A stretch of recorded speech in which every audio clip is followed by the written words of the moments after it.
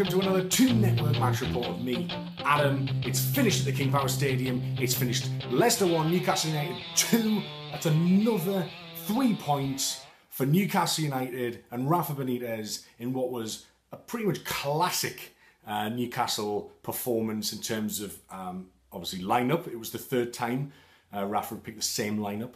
It was also in terms of our lack of possession, but being most efficient with it, and I think that's been a recurring theme of our season.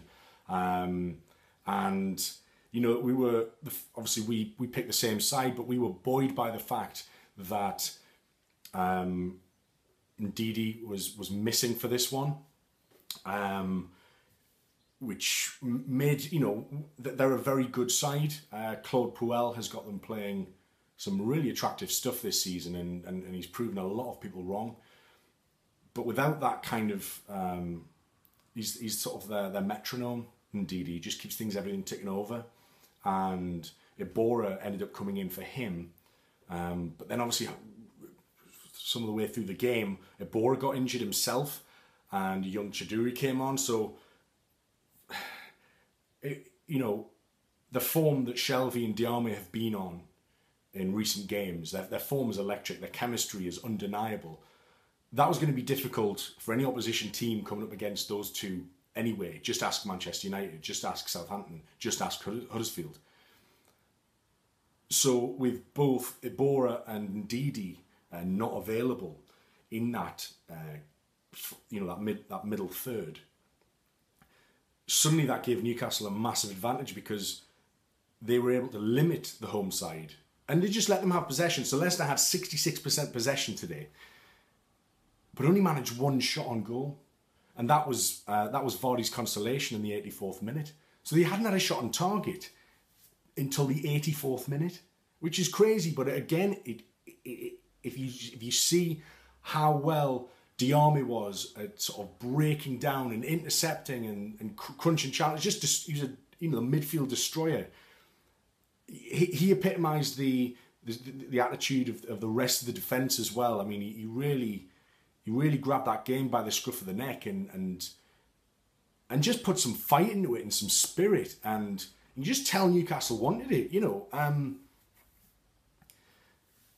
we'd threatened early on from a couple of corners. So Perez had a header saved that was palmed wide, and Gale had a header that was quite tame, but it just kind of showed that we did assert ourselves in the opening quarter of an hour, and I'm not sure Leicester knew what to do with themselves. And obviously they've created this reputation for being a counter-attacking side. Jamie Vardy can exploit space in between defence and goalkeeper, but this is the brilliant thing about having Rafa Benitez and not some two-bit manager like Carver or Pardew or Steve McLaren. We've been fantastic all season of forming these two defensive lines and soaking up pressure and bouncing ourselves on the counter-attack. Without that space in behind Lascelles and Lejeune for Vardy to exploit and to run the channels, without that space, it was just sort of an accordion up towards Dubravka. Where was the space he could exploit? He couldn't. He likes to play with it facing goal, Jamie Vardy. He likes to run into things. He's less comfortable when he's having to drop deep and hold up play. So, you know, we basically, the two elements I've just explained there, you know, are the reasons why we were able to nullify two of the biggest threats, whereas their midfield dominance. Obviously, they had dominance, but they couldn't do anything with it, with the possession. And the danger man, Jamie Vardy, and as much as he scored, obviously, so you could argue, well, we didn't keep him under a tight leash. It's Jamie Vardy playing at home. You know, you've almost got to account for the fact that he is going to get one within the 90 minutes, no matter how little of the ball he sees, no matter how much of the game he's involved in. If Jamie Vardy is playing at the King Power Stadium, there's quite a high chance that he's going to score. So it was important that we were able to go 2 up. But let's talk about the first goal first. Let's keep it chronological and linear. I always find it less confusing. So, we broke on the left-hand side. Kennedy was really shown that he was up for the game early doors, and in the first half had like some absolutely outstanding skills. His confidence was absolutely there, and as much as he seemed to give a few balls away against Huddersfield, I felt things were just coming off from him in this game. He was probably trying the same kinds of things, but they just paid off for him here.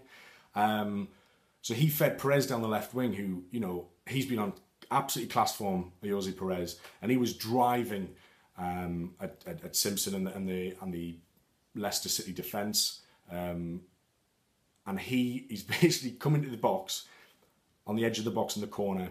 He squares it for Shelvey, who you think sort of similar, not quite as centrally, but it wasn't. Sorry, this was more centrally than imagine the Matt Ritchie goal against Southampton, how Shelvey stopped on the edge of the box and laid it off for him. It was similar to that, but it's slightly more central.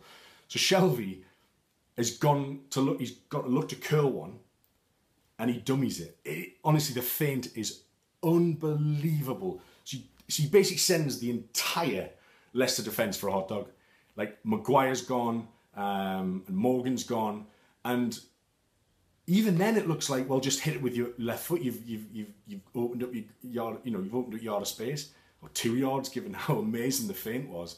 Totally duped the whole defence. But he still manages to open up his body enough to get another bite of the cherry with his right foot. So he opens up his body. I don't know how he's done it, because the ball is there to be hit with the left foot, but he still manages to get with the right foot and just curls it deliciously past Kasper Schmeichel. And what a goal, man. I think that was like in the 18th minute. Was it the 18th minute it was?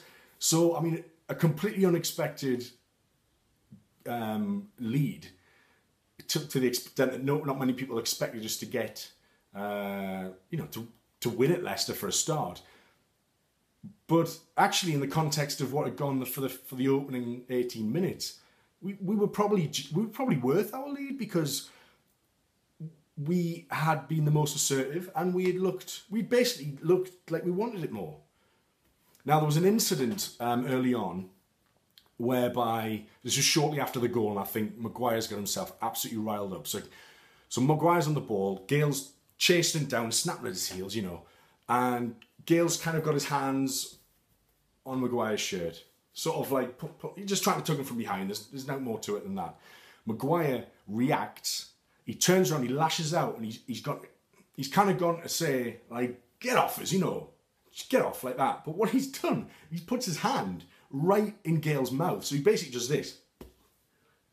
And what Gale doesn't do is Gale doesn't go on the floor dramatically, prima donna, giving all this, right? He didn't do that. Gale turns to the referee, quite rightly. He's been struck in the face by an opposition hand with force, and he's asked the question of the referee.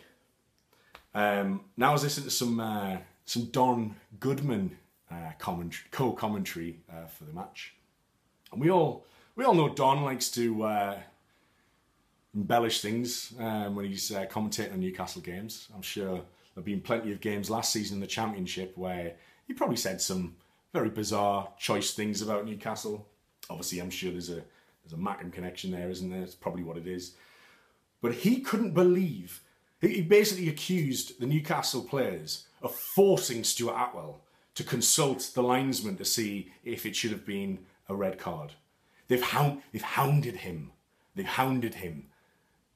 They're obeying for blood, is what he was saying. This kind of nonsense. And it's like, he was saying this while they were replaying Maguire striking another professional footballer in the face with his hand. He hasn't punched him, but that's not what the claim was. Should you raise your hands against an opposition player? No. You're not even allowed to do it against your own players. Case in point, Lee Boyer, Kieran Dyer. So he's gone right in his mush. The referees had consulted the assistant the linesman, and they've given a yellow card. So the referee has agreed that violent conduct has played a part, but not given the red card. Why? I don't understand that at all.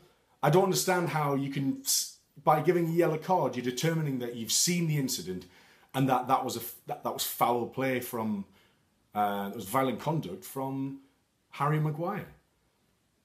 But it's not given. He's not given a red card.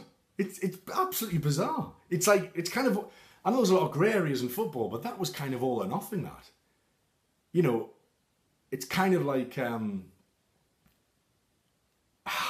it's just absolutely bizarre. So anyway, that kind of got things riled up a bit for the first half, and we just continued to remain tight and steady at the back, and Kennedy was enjoying some dribbles and Richie too, and it was, you know, again, there was just a lot of work being done, a lot of hard graft, a lot of running, and that's what you do for an away performance, and that's what we did against, you know, West Ham, for example, and Palace as well. Just throwing bodies on the line. And I just want to get some defensive stats from the game, because basically the second half,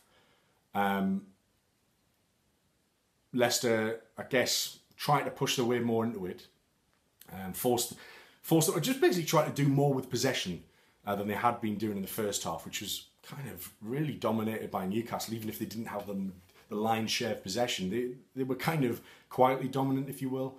And in the second half, it was one of those where you're kind of thinking, you know, at half-time 1-0, you think, well, this is nice. This feels nice at the minute, looking at the live league table. We're 10th. Wow, that's brilliant. And 38 points. That would be nice. But you can't really allow yourself to get too excited that early on, because we've got a full 45 minutes away at the King Power against one of the league's best teams. And but there was a brilliant video going around of basically two very different videos of complete extremes. So you had one video going around where Kennedy's done this like sort of slalom touch in between two Leicester defenders, and it sort of looks like the second coming of Hatem Ben Arfa. And then within a few minutes, Newcastle, in the space of about 60 seconds, have made like 5 or 6 50-50, they've won 5 or 6 50-50 tackles in a row.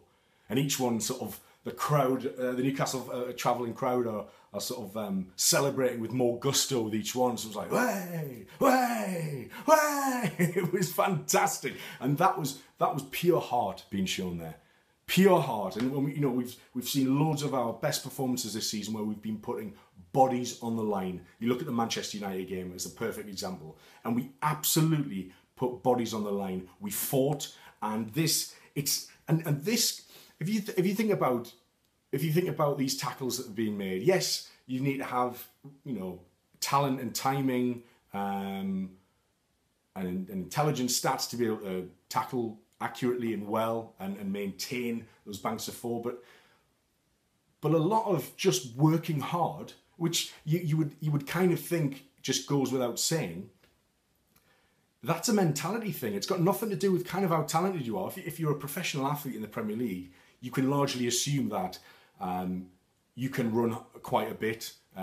You're fit and have stamina. You've got a good work rate. It's a team game, so you won't go off doing your individual thing. The tactic's bigger than the individual, particularly under Rafa Benitez. But this is mentality that Rafa Benitez has drilled into the side now, and I mention it almost every week now that we're winning, because you can see it visibly in physical form on the pitch in their performances, and getting that kind of fight into a full squad of players who you're rotating a bit sometimes, or when there's injuries, other people have to come in and you have to keep your flow. I mean, let's put it another way. Not having that kind of mentality where you instill this fight in all of your players so that every 50-50 ball is live or die. If you do not have that, you are West Bromwich Albion. You are Stoke City. You are Southampton. We've seen in those teams, they have no fight. They have no heart, spirit. They don't want it enough. And what we saw today in Newcastle's performance and display there was that they absolutely wanted this. They wanted 3 points. They want to survive in the Premier League. They want Rafa Benitez to stay. They want to grow and develop with him and give the Newcastle fans a club that we can finally be proud of. I mean, I'm very, very proud of them now, but I mean, taking it to the next level in terms of, you know, succeeding better in competition, like higher up the league, challenging for things. Could we go on a cup run? You know, this is an important building block to where we could be. If only Mike Ashley fucks off in the summer. Do you know what I mean?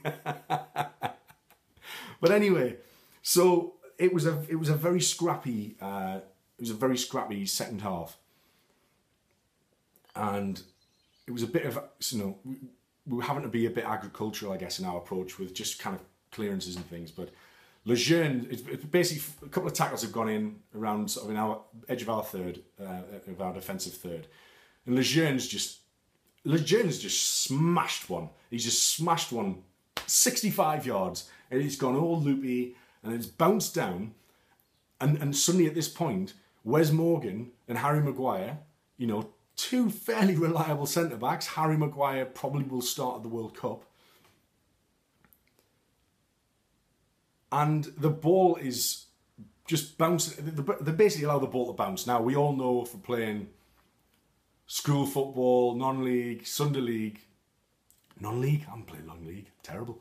If we're playing like Sunday league and school, you know, never, what do your teachers always tell you? Never let the ball bounce.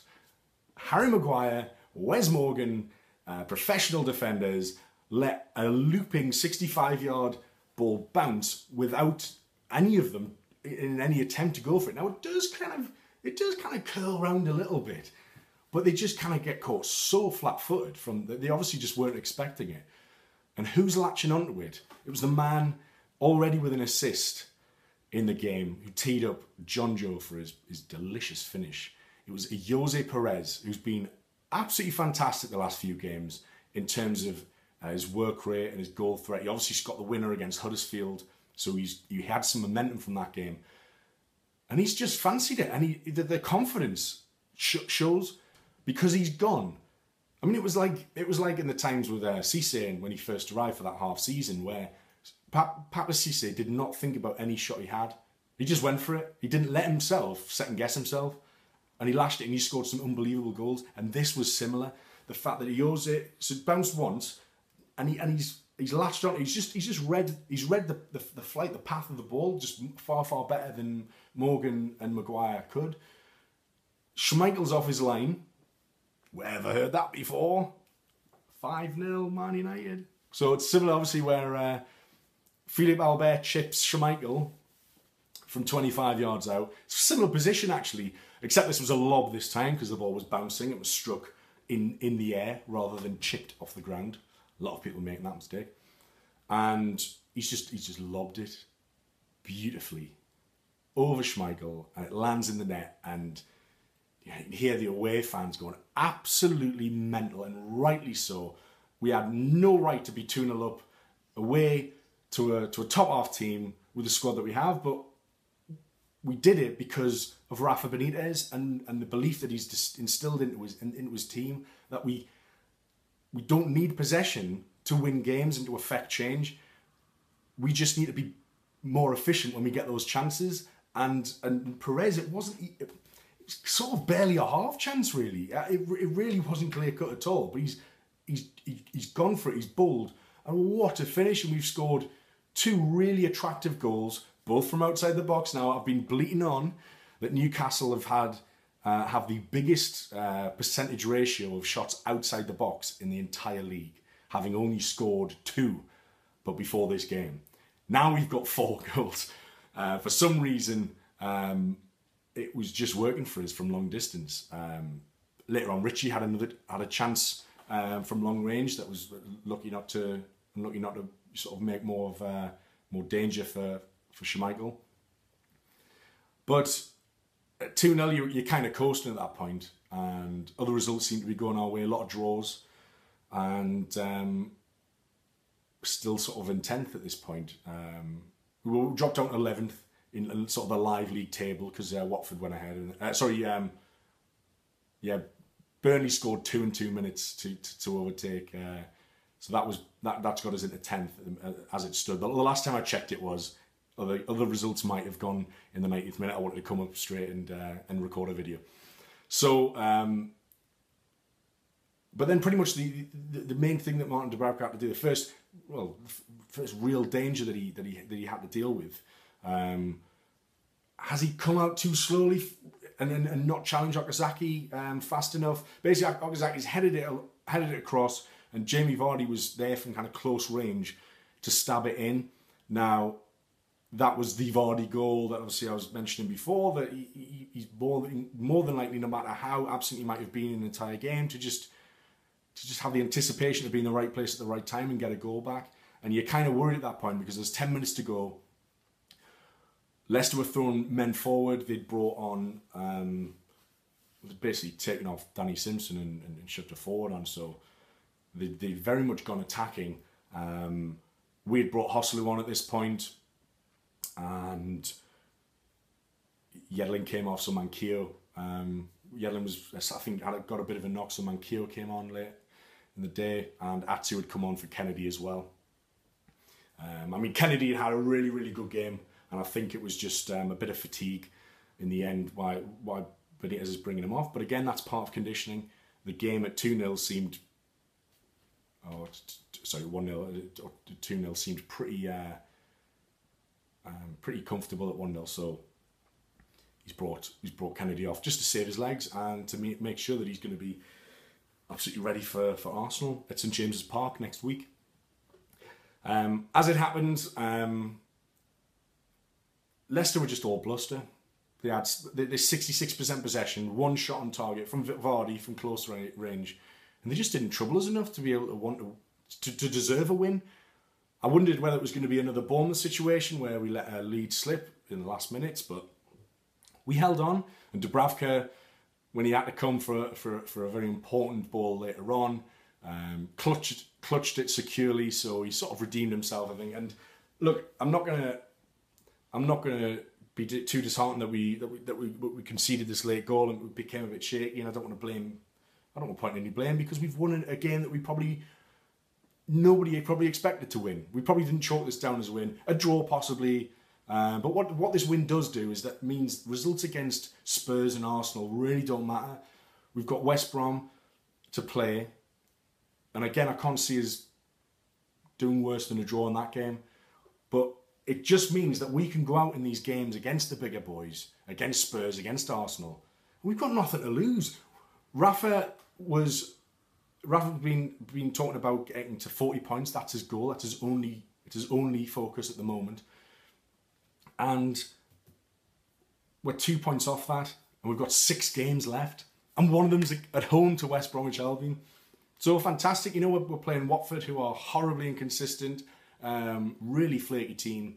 We've got Arsenal, who are, they're a bit iffy, Arsenal, aren't they? They don't really believe in themselves at the moment. They've had strung a couple of wins together, but you know, there's no reason why we can't go and do them some damage.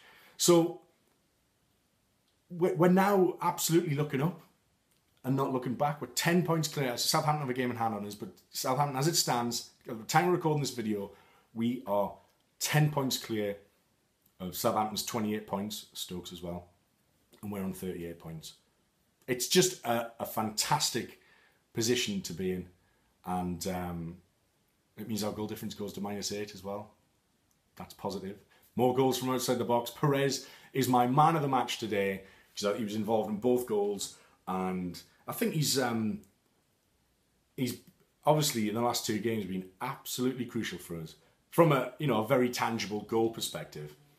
But from anything else, it's his work rate, and even when he misplaces passes sometimes, he still will work hard, and he'll try and tackle back, and he'll try and win his possession again. So it's fantastic for him that he's really getting, he'll be getting the back page headlines, and rightly so, because a lot of why we've had such good form recently is the fact that, you know, some of that unsung work of the entire team, and Perez included.